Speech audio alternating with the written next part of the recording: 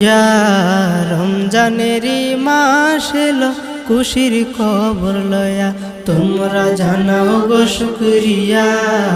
রমজানেরই মাস এলো খুশির খবর লয়া তোমরা রহমতের মাস পায়া তাই কোনা ঘুমায়া। তোমরা রহমতের মাস পায়া তাই কোনা ঘুমায়া।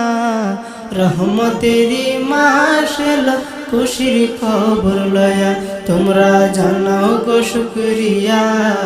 রমজানেরই মাস এলো খুশির খবর লয়া।